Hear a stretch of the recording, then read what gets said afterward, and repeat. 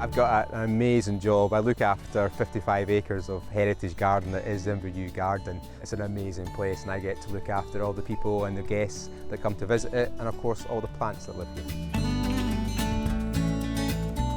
At Inverewe there's so much to choose from to get excited about, but for me personally I love the sea hollies that grow here.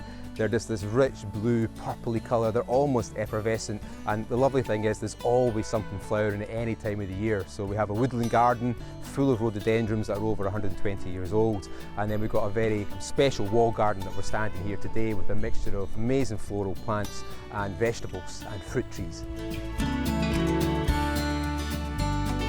So Osgood Mackenzie was the founder of the garden as well back in 1852, and him and his daughter Mary Sawyer created this oasis of plants in the west coast of Scotland that really shouldn't exist, but because of the North Atlantic current we get warm, moist air coming to this part of the world and we're able to grow many plants that basically just shouldn't exist here.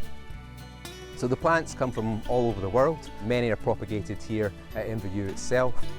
We have plants from Chile, Australia, the Himalayas, Canada, North America. It's just everywhere it's covered.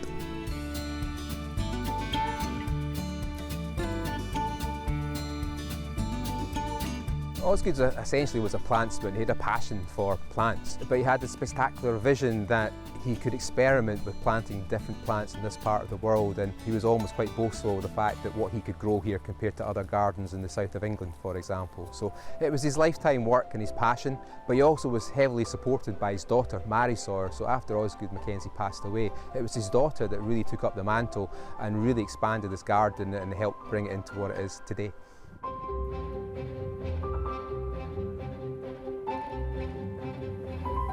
There's two reasons really why Inverewe Garden exists. One is the Gulf Stream and the North Atlantic Drift.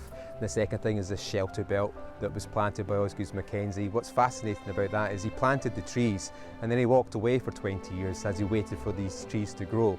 And I can't imagine this modern day starting a project, leaving it for 20 years and then coming back. But he did that, and thank goodness that he had the patience to wait 20 years for these trees to grow, because without the trees there would be no garden here today.